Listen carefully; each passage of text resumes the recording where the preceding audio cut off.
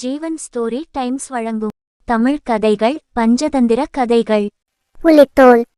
நர்மதை நதிக்கரை. சலவை தொழிலாளி ஒருவன் கழுதை ஒன்றை வளர்த்து வந்தான். சலவை தொழிலாளி மிகவும் வறுமையில் வாடினான். அதனால் அவன் தன் கழுதைக்கும் சரிவர உணவு கொடுக்கவில்லை.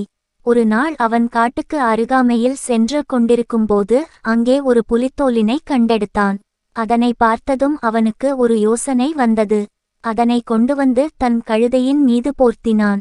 இரவில் அதனை வெளியில் நடத்திச் சென்று அக்கம் பக்கத்தில் உள்ள தோட்டங்களில் அதனை அனுப்பி பயிர்களை மேய வைத்தான். தோட்ட காவலர்கள் இதனை புலி என்று நினைத்து பயந்து ஓடினர். கழுதையும் எந்த தொந்தரவும் இன்றி தனது பசி தீர பயிர்களை ஆசையாக சாப்பிட்டு வந்தது. ஒருநாள் வழக்கம்போல அந்த கழுதை வயலில் மேய்ந்து கொண்டிருக்கும்போது தூரத்தில் ஒரு பெண் கழுதையின் குரல் கேட்டது.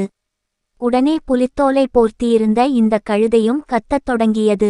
பயந்து ஒதுங்கியிருந்த தோட்ட காவலர்கள் இது புலி அல்ல, கழுதை என்பதனை புரிந்து கொண்டார்கள். அதன் மேலிருந்த புலித்தோலை பறித்துக்கொண்டு கழுதையை அடித்து விரட்டினார்கள்.